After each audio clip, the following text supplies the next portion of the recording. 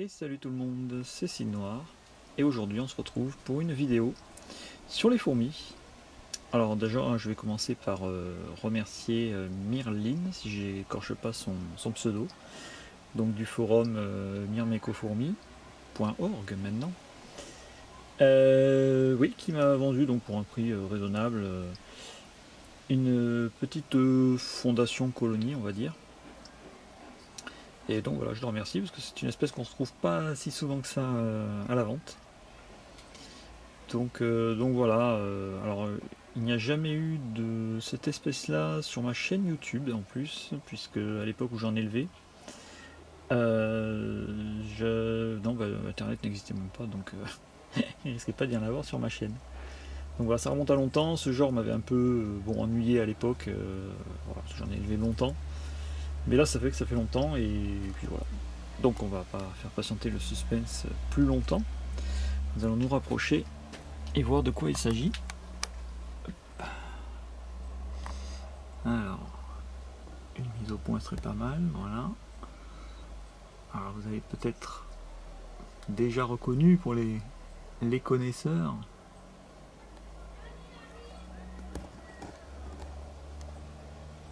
Ce sont donc... Alors déjà ça serait bien qu'il y ait une mise au point dessus. Alors, en rapprochant... Voilà. Donc ce sont des messors. Voilà, donc des messors, ça fait très longtemps que j'en ai pas élevé. Et c'est cool de pouvoir recommencer. Et donc plus exactement, ce sont des messors capitatus. Ça par contre j'en ai jamais vu. Messor capitatus, donc déjà les messors c'est une espèce granivore. Et alors pourquoi capitatus, à la base je voulais surtout messor, mais mon contact qui d'habitude a beaucoup de rennes n'en avait pas depuis un moment. Donc voilà, j'ai tiré un trait sur les messors structor. L'avantage c'est qu'elles étaient polygynes, c'était ça qui m'intéressait. Et du coup je suis parti sur du capitatus, donc qui produit les plus gros majors, donc les soldats. Hein, du genre messor, enfin du moins pour les espèces endémiques d'ici. Donc tout à l'heure on voyait la reine, bon, on va peut-être les faire un peu paniquer. Voilà. L'avantage c'est que les messors elles paniquent très vite, pour un rien. Donc voilà, on voit la magnifique reine. Longue vie à elle. Et donc vous avez vu qu'il y avait un deuxième tube à côté, c'est tout simplement pour le transport. La colonie a été séparée en deux. Alors j'imagine qu'il doit y avoir deux tubes dans l'aire de chasse, un tube avec une réserve d'eau pour avoir une zone humide. Donc d'ailleurs on peut remarquer que c'est là où il y a le plus de couvains. Alors, évidemment ce sera compliqué de voir quelque chose. Donc oui, le plus gros du couvain est là, il y a même des grosses nymphes et tout, c'est sympa, des larves. Et ensuite le côté sec où il y avait donc surtout des graines, mais aussi un tout petit peu de couvain et donc la gine. Donc ce qu'on va faire c'est que on va les mettre, oui, donc j'ai installé un nid.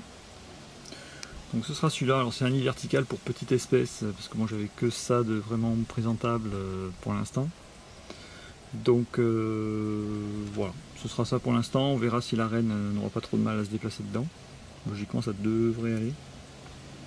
Mais c'est du provisoire hein, en attendant de faire un nid. Enfin, à la base j'avais prévu de récupérer le nid de Lasius et Marginatus. Je pensais qu'elles allaient le remplir complètement cette année, et donc les déménager et récupérer ce nid. Mais comme finalement elles se sont... surtout il y a eu la grosse évasion, où j'ai perdu la moitié de la colonie presque. Donc du coup voilà, ce sera donc dans ce nid provisoire en attendant mieux. De toute façon la diapose est pas loin, donc voilà.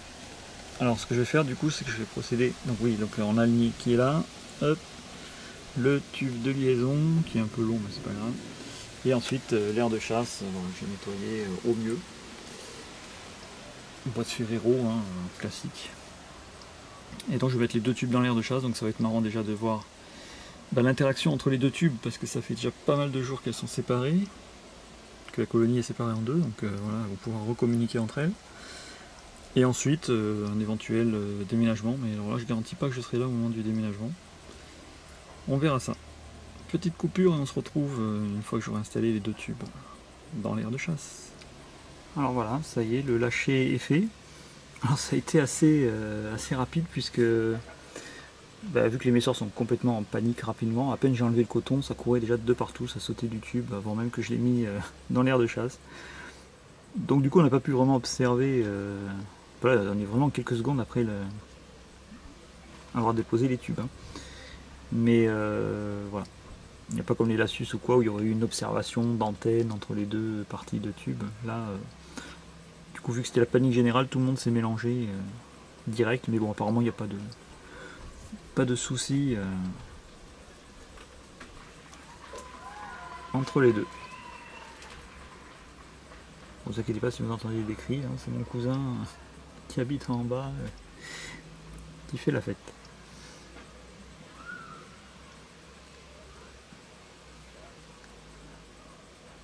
Donc voilà, des messors, bon.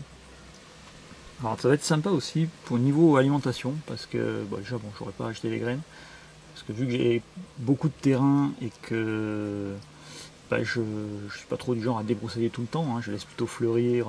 Bon voilà, si vous avez suivi un peu ma chaîne, hein, vous voyez un peu le raisonnement général. Et donc du coup j'ai beaucoup d'herbes et de plantes qui fleurissent et qui font des graines. Donc du coup je peux récupérer assez facilement énormément de graines variées. Donc ça aussi c'est ce qui m'a motivé à prendre des messors, c'était pour observer un peu leur comportement face à un grand choix de graines. Et puis c'est vrai que les voir stocker les graines dans leur grenier, je trouve ça vraiment joli. Donc voilà, ce sera sympa, on pourra observer ça si tout va bien, si tout se passe bien pour elle.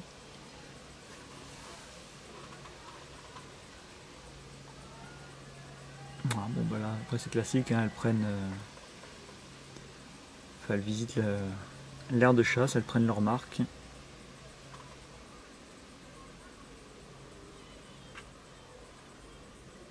En plus il y a un moustique qui est tombé dans l'aire de chasse. Va-t-il se faire manger?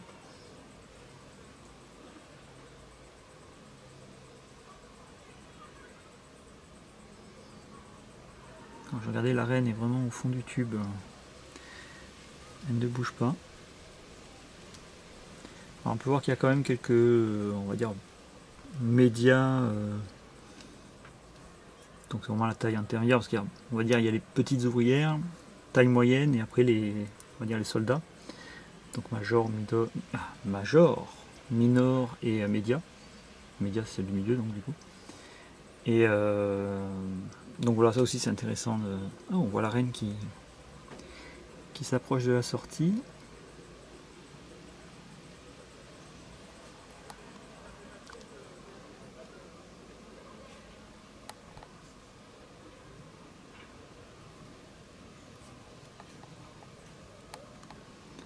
Elle a tenté une escapade, mais non, finalement, changement de programme.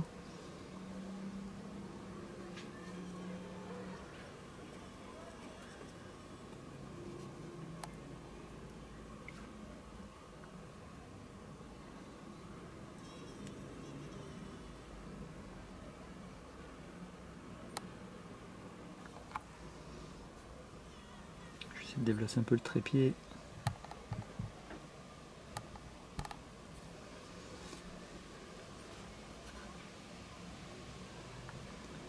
On peut observer un peu la circulation entre des ouvrières entre les 2 tubes. Et il y a quelques fourmis, une exactement qui est en train de visiter le tube de liaison. Bon, je pense qu'on va se quitter là-dessus pour l'instant. Je sais pas si je mettrai le déménagement dans cette partie-là ou dans la prochaine. À voir. Je filme à la hâte juste pour voir la reine qui s'approche de la sortie et qui semble décider à vouloir. C'est plusieurs fois qu'elle essaie de se motiver.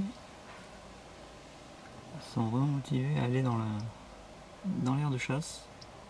peut observer un début de déménagement.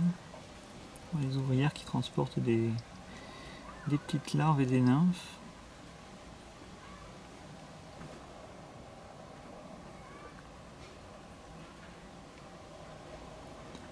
Alors elle semble se diriger vers le tube où il y a la reine.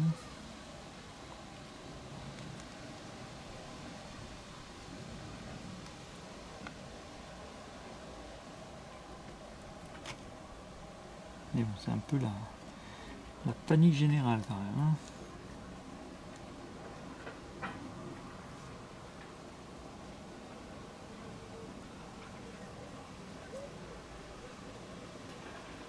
On peut voir quand même que la reine a une belle taille. Hein. C'est une taille assez impressionnante. Là, elle semble décidée encore une fois.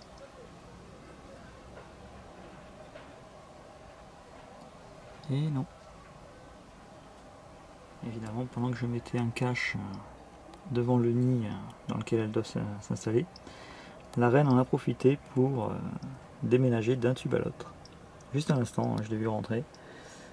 Donc voilà, elle s'est installée pour l'instant dans celui-là.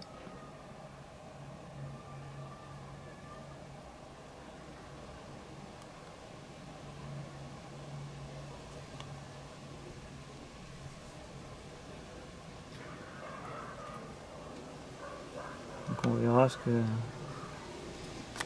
ça donnera. J'ai mis une petite enveloppe devant le nid, ça assombrit un petit peu. On verra si je mettrai autre chose après. Alors on se retrouve à peu près 24 heures plus tard. Qu'est-ce qu'on peut remarquer? Le premier tube, le tube sec, a été complètement vidé. Et le deuxième, eh bien, il n'y a plus grand monde. On peut voir quand même le derrière de la reine. Qu'est-ce qu'on voit? Un peu de couvain ou des graines, ça c'est sûr. Mais du coup, ce qui est intéressant, c'est où est le reste? Et bien le reste, s'est installé dans le nouveau nid.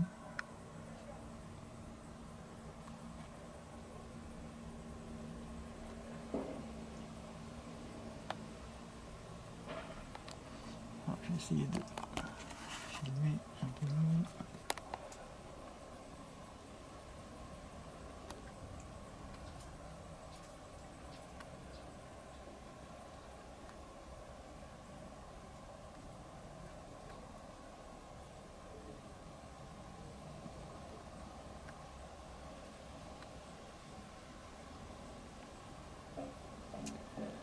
Donc voilà, on peut observer qu'elles ont mis du couvain. Alors en fait c'est la partie humide.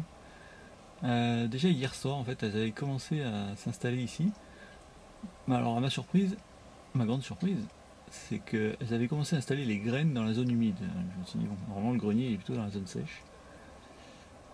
Mais finalement voilà, le couvain a été un peu installé ici, enfin on voit des nymphes. Je vais essayer de zoomer mais...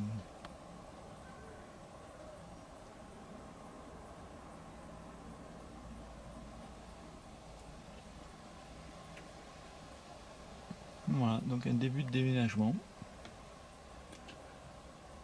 Je pense que je finirai cette séquence avec la reine. Alors on se retrouve quelques jours après, dans l'aire de chasse. Et qu'est-ce qu'on peut voir?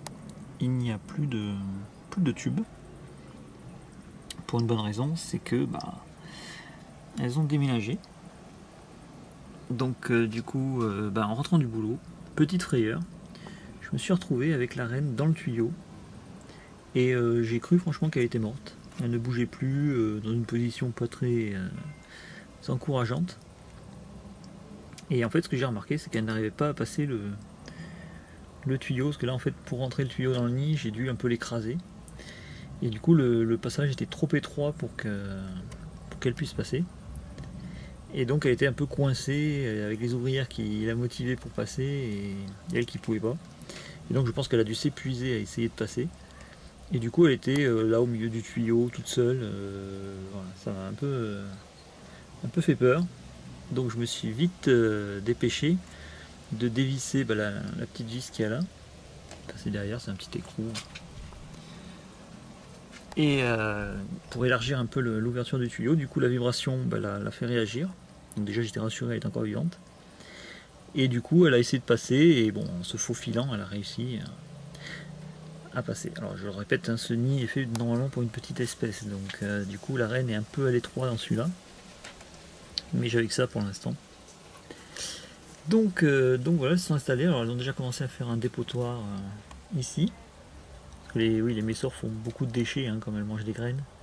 Bah, tout ce qui se mange pas, ça fait un dépotoir. Un peu comme les carnivores, hein, comme les lassus, qui rejettent toutes l'exosquelette des insectes. Donc là aussi elles ont fait un deuxième dépotoir, mais ce qui intéresse évidemment c'est la colonie. Alors qu'est-ce qu'on peut voir? Alors, on va commencer par la reine. Voilà, alors bon, un peu à l'étroit, mais tout se passe bien. Elle arrive quand même à se déplacer et à faire des demi-tours. Alors j'ai essayé de faire une prise tout à l'heure, hein, mais j'avais un pinceau posé sur la table où je filme là. Et j'ai posé à peine le caméscope sur le pinceau. Et c'était de suite la panique générale. J'avais oublié que les messors c'était hyper sensibles aux vibrations. Et du coup, c'est fatigant hein, pour pouvoir filmer. Voilà, mais bon, heureusement elle se calme assez vite. Donc là on peut voir un petit stock de graines. Au-dessus, on peut voir le couvain. Et voilà, hein, c'est plus ou moins l'ensemble de la colonie. Hein. Et là on peut voir du rouge. Alors ce n'est pas une graine, c'est tout simplement de la pastèque que j'avais mis dans l'air de chasse. Elles ont tout embarqué dans le nid et puis elles le mâchonnent, je sais pas trop ce qu'elles font avec. Elles font du pain de pastèque peut-être. Donc voilà, ça leur a plu en tout cas le fruit, donc ce sera à réessayer plus tard. Donc voilà ce qu'on peut dire sur cette fondation colonie pour l'instant. Donc voilà, pour les nouvelles venues, les Messor capitatus. Je vous dis à bientôt et ciao ciao.